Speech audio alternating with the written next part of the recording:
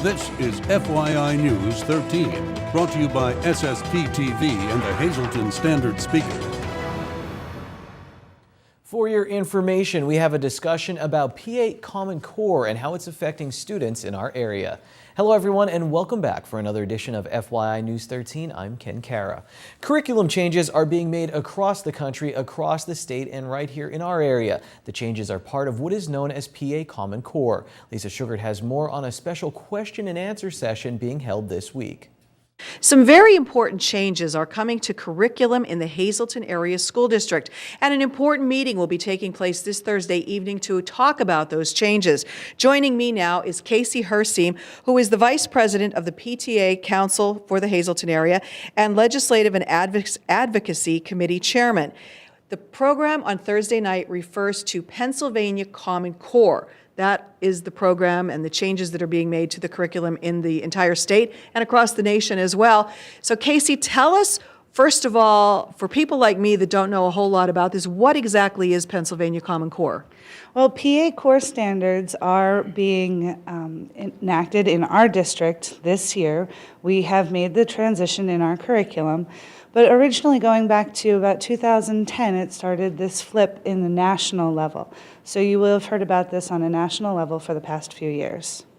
Okay, so now this was enacted, as you said, in 2010 in July, and that was under Governor Rendell. I know not everybody is in favor of it because Governor Corbett would like to see it repealed, and he's doing a review of it right now. Yes, there is actually a website available for people to go to, PA Review, that is looking for feedback from teachers and parents and community members.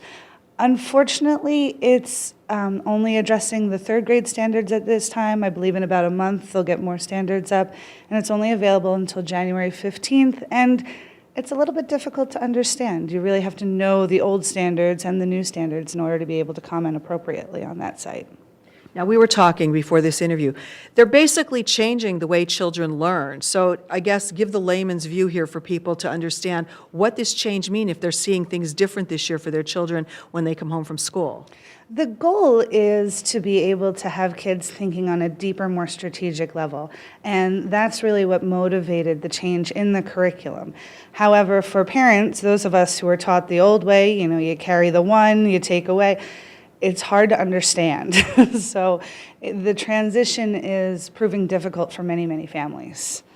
And this ties in as well to the fact that they've gone to the Keystone exams for graduation. So this is all part of that same emphasis. Absolutely. All your state testing from third grade up is tied in along with that race to the top money. It all comes together with these new standards.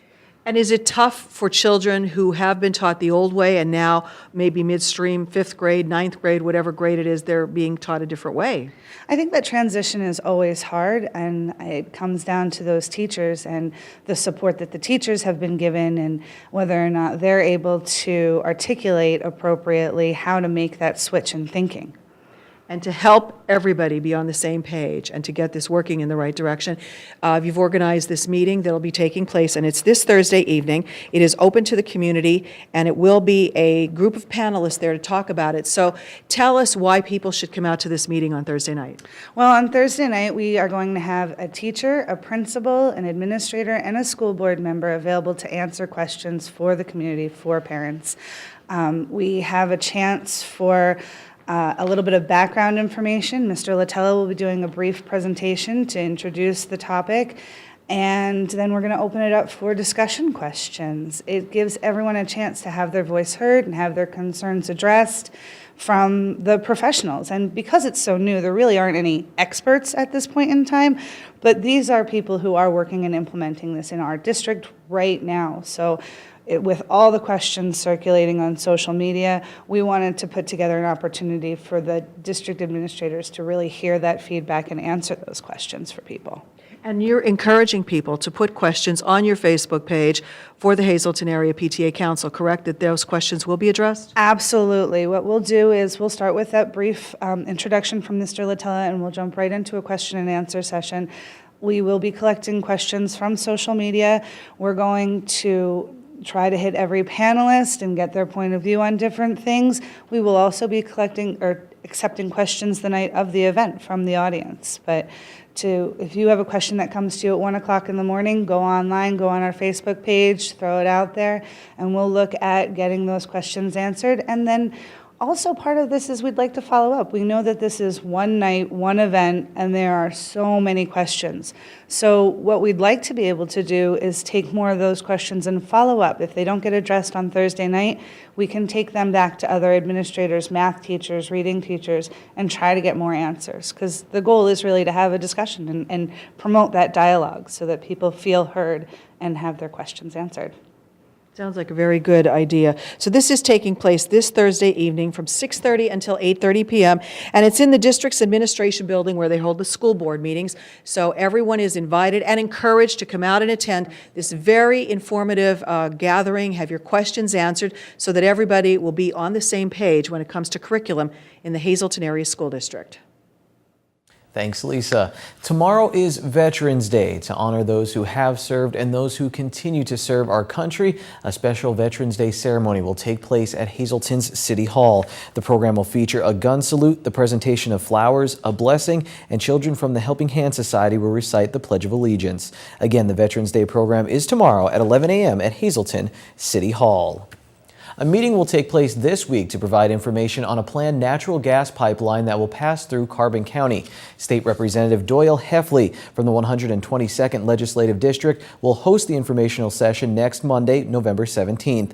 The purpose of the meeting will be to provide information to landowners and residents on their rights regarding the planned pipeline.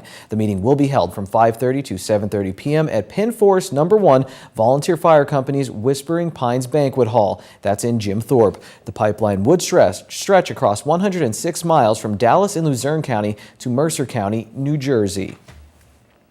In other news, the investigation continues into two separate stabbing incidents in the city over the weekend. The first happened around 5 p.m. on Saturday in the 500 block of Lincoln Street. According to Hazleton police, a 17-year-old female juvenile was taken into custody for allegedly stabbing a male victim in the back following a domestic dispute. The victim was treated at Lehigh Valley Hospital, Hazleton. The female juvenile was charged with 1 count of aggravated assault and 1 count of simple assault. She was lodged at Northampton Juvenile Detention Center. The second incident happened around 6:30 Saturday morning. Police say that 2 males were fighting and one stabbed the other with a kitchen knife. It happened at a residence in the area of South Pine and East Mine Streets. The suspect is described as a Hispanic male wearing a black hoodie and black and white camouflage pants. The victim is a 51-year-old male whose name and condition have not been released. Hazleton police are investigating a report of gunshots being fired over the weekend. The incident happened just before 5 a.m. on Saturday in the area of Arbor Street and Fulton Court. Anyone with any information is asked to call Hazleton City Police. The Pennsylvania Department of Health will once again offer free potassium iodide or KI pills this Thursday. The distribution is for Pennsylvania residents who live within 10 miles of one of the state's 5 nuclear power plants, who currently have tablets with a December 2014 expiration date. KI pills can help protect the thyroid gland against harmful radioactive iodine when taken as directed during a radiological emergency. There will be 3 distributions for those who live within a 10-mile radius of the Susquehanna Steam Electric Station in Berwick. They will take place at the Berwick Fire Department, the Butler Township Community Center, and the Public Safety Training Institute at Luzerne County Community College in Nanticoke. The pills will be distributed between 2 p.m. and 7 p.m. next Thursday, November 20th. For more information, you could go to health.state.pa.us or you can call 1-877-PA-HEALTH. The department will also properly dispose of expired pills the residents bring to them at the sites. And now from the desk of Hazleton Mayor Joe Iannuzzi, the City of Hazleton will host its annual tree lighting ceremony on Sunday, November 30th at 4 p.m.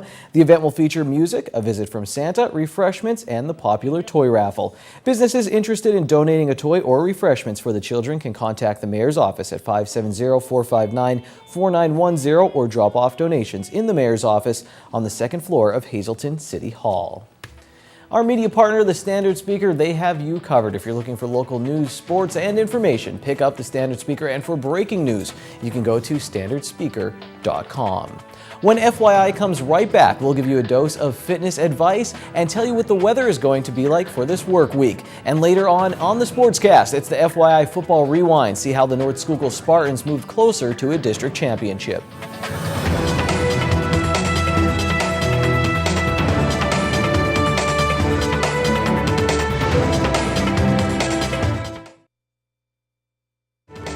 This is FYI News 13, brought to you by SSPTV and the Hazleton Standard Speaker. Well, today it is Monday, and I'm telling you not to work out for once. Yeah, we said that right?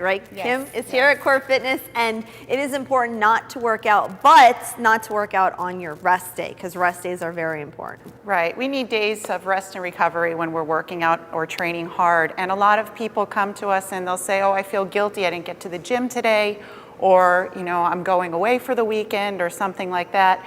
But there's actually benefits to taking time off from exercise. All right, so if you're out there and you do work out a lot, we're not saying, you know, take 5 days off it. How many days of rest days should you be taking? Well, if you're hitting it hard like 5 to 7 days a week for a month, you can actually plan a week of rest into that. Okay. But if you're an average exerciser, you can incorporate different days of rest into your exercising. So if you're doing cardio some days, like if you're a jogger and you run, and you're running, you can actually do light jogging one day, and that would be a recovery day. Okay. If you're doing a lot of weight training, you might want to incorporate a day of yoga in there to use as a recovery day. But it's also important to rest as well. You need sleep and proper nutrition as well to rejuvenate our bodies. And when we are sleeping, we are actually working on protein synthesis and building muscle. So it's important. And repairing. Yes. Okay, and water. We can't forget about No, water. proper hydration is very important, especially as we get older and in older populations, and we'll talk about that at another time. Okay, so next week we are going to talk about a certified trainer. What is a certified trainer? How are they different, right, with working out? Right, and we're also going to give you some tips on if you want to get into the fit biz. All right, Fit Biz here at Core Fitness next Monday here on FYI. Time now for FYI News 13 weather. It wasn't too cold out on Monday, but we'll get there, and then this walkway that's being constructed will come in very handy for employees who work in the Markle building. It will connect the garage that you see, well, it's off to the right-hand side there, to the Markle building, so that'll be really nice. But again, I wouldn't use it now, though it's still under construction. Here's our local forecast from the National Weather Service. Tonight, increasing clouds. The low will be 39 to 40 degrees. On the extended forecast on Veterans Day, we will have a high near 55, a mostly cloudy day that will gradually become sunny, so that's good news for all those Veterans Day programs. Tuesday night, a chance of drizzle, cloudy with a low around 49. On Wednesday, we have a 30% chance of showers. The high will be 54 degrees. Wednesday night is cold, the low 27. On Thursday, it's a partly sunny day. We're only getting up to 38 degrees. Thursday night, 40% chance of snow showers. The low will be 25. On Friday, we do have a chance of flurries with a high of 36. And Friday night, partly cloudy with a low around 23. VFW Post 5010 in Freeland is hosting a Veterans Day program on Tuesday. The event will be held at Freeland's Public Park at 11 a.m. Luzerne County District Attorney Stephanie Salavantis is the main speaker. If you live in Freeland, you can come out to honor area veterans at the Public Park at 11 a.m. on Tuesday. Tomorrow night, Mary Angie Schell, the Executive Director of United Charities, will be speaking at a meeting of the Greater Hazleton Lupus Support Group. The topic of discussion will be how to cope with illness for caretakers. The meeting is free and open to the public and will be held at 7 p.m. at the Bowl Arena in West Hazleton. And now to our green screen. Here's your midday winning Pennsylvania lottery numbers. The Daily 426, the Big Four 4597, Quinto 17362, and Treasure Hunt 4, 5, 8, 11, and 25. We'll show you the local football playoff picture when we come right back.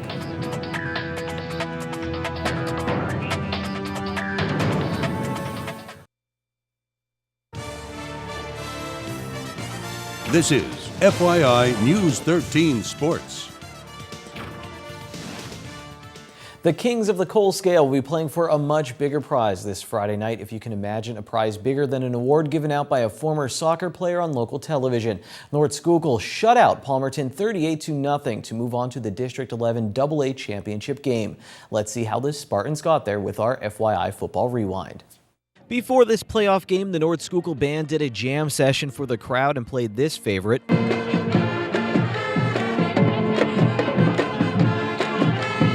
That's Rude by Magic. You may know the lyrics, why you gotta be so rude.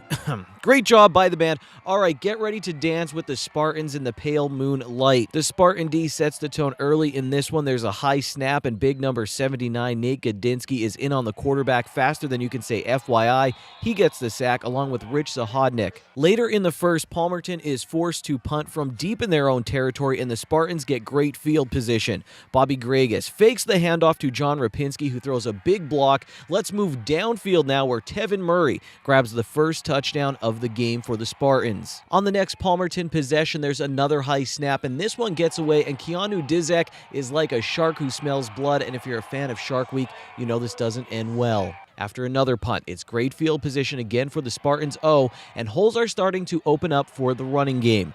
Here's a big hole that Rapinski jukes through for a 12-yard touchdown. On second and long, Palmerton throws a screen, and Trey Nelson runs through a tackle and gets the first down, and Palmerton has something cooking going into the second quarter, but North Schuylkill's D. Why you gotta be so rude? Looks like Jordan Marlowe strips the ball, and CJ Steinhilber recovers for the Spartans. North Schuylkill would punt, and here comes Palmerton again. Garrett Perschi gets the first down, but the North Schuylkill D. Why you gotta be so rude? Dizek makes this tackle for loss, and Palmerton would punt. Here come the Spartans. Gregas hits Rapinski, who's doing some dancing in the pale moonlight, and he gets a ton of yards after the catch, and that's going to set up this. Rapinski punches it in, and North Schuylkill is on their way to the district championship game. You should have questions. Who is North Schuylkill playing? How did Marion and Monoy area do in the playoffs? Did the Marion girls volleyball team win over the weekend? Fear not, all questions will be answered on the FYI Standard Speaker Scoreboard. North Schuylkill, they will play Northwestern Lehigh, and this is going to be a rematch of last year's Eastern Conference Championship game this year. At stake, it's the District 11 AA Championship and a trip to the state playoffs. Marion, they continue to be balanced on offense and dangerous on defense, and they continue to win. They will face number 1 seed Pius X on Saturday night. That will be at Nazareth, and that's for the District 11 Single A Championship. Pius knocked off Monoy area in the semifinals. The Marion girls volleyball team is in the Single A state semifinals after beating Sacred Heart in straight sets over the weekend. The Phillies will play District 4 champ Troy on Tuesday at Dallas High School. The Wilkes-Barre-Scranton Penguins are on top of the AHL Eastern Conference East Division after earning a sweep this weekend, beating rival Hershey on Friday night, Binghamton on Saturday, both those games in overtime, and Syracuse on Sunday. Ron Marchetti told me Notre Dame has the best helmet in college football. I respectfully disagree, but I always defer to his knowledge when it comes to sports facts, and here he is with this week's Trivia Treats.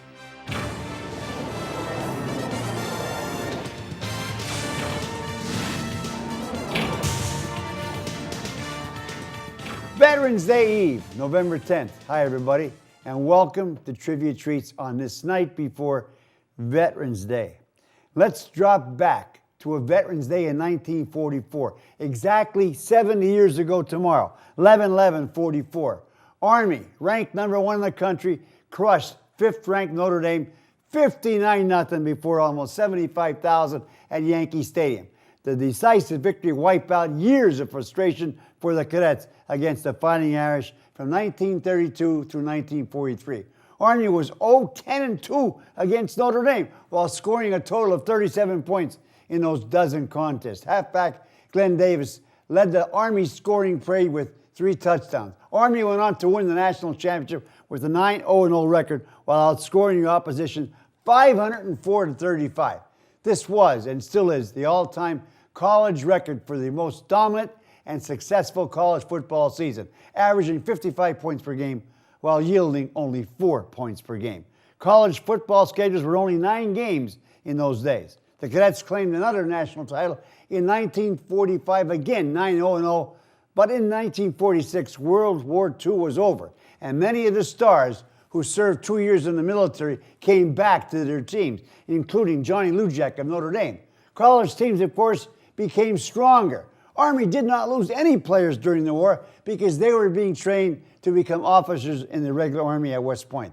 This is why many fans did not like Army then, because in 44 and 45, they dominated every team while being the nation's very best college football team. So in 1946, it was a different story.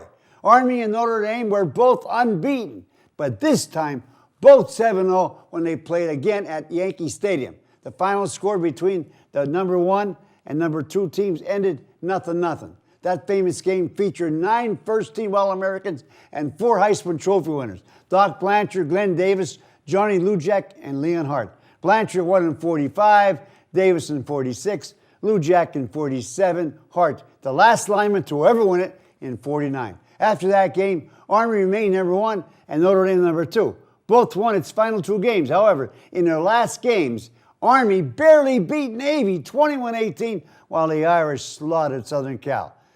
And Notre Dame and Army flip-flopped, which gave the national title to Notre Dame. Army finished second in the bid for the 3rd straight AP national title. Their only consolation, they ended number 1 in the UPI poll, and that's when I became an Army fan for life at age 7. Although the last 5 decades for any true Army fan have been painful. See you Monday. Till then, or see you Friday. Till then, be a good sport and stay loose. Mondays can be rough, but you can end them on a high note. Seafood night at Bottlenecks. Choose from crab, clam, shrimp, and lobster specials, such as their little neck clams in garlic butter, only $1.95 a dozen, or handmade crab cake platter for only $8.95. Good evening, everyone, and here's tonight's Talk of the Town report. One announcement for this evening: the women of St. Patrick's Parish are holding their annual Christmas boutique and craft show November 15th and 16th from 11 a.m. to 6 p.m. held at St. Patrick's Parish Center in Whitehaven. Be featuring over 50 local artists, crafters, and vendors. Admission is free, and food will also be available. That's tonight's Talk of the Town. News 13 would like to send sincere condolences to the family and friends of these recently departed. William Joseph Avanko of Haddock. Arrangements will be announced by the Frank J. Bonin Funeral Home. Gregory O. Hare of Hazleton. Arrangements will be announced by the Frank J. Bonin Funeral Home. Gary Paisley of Hazleton. Arrangements will be announced by the Boyle Funeral Home. Helen Strezak of Freeland. The McHugh Wilczek Funeral Home will announce complete arrangements. Olga Zarek, formerly of McAdoo.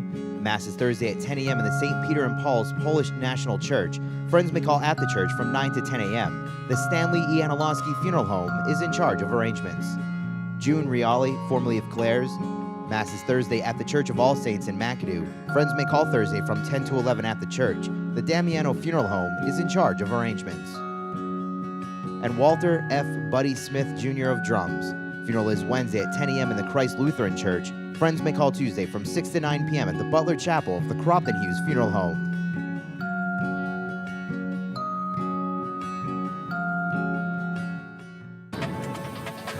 Attention pay-per-view subscribers, if you see your name right now on News 13, you'll have 13 minutes to call in and win a free movie from Service Electric Cablevision. Our winner tonight is Mark Fairco of Hazleton. Mark, if you're watching, give us a call right now, 570-455-7267, extension 104. If you have a community event coming up, we can help you get the word out. You can call us here at SSPTV, or you can email me, ken@ssptv.com. We'll be glad to help. Thanks for watching today. We'll see you tomorrow. Until then, take it easy, everyone.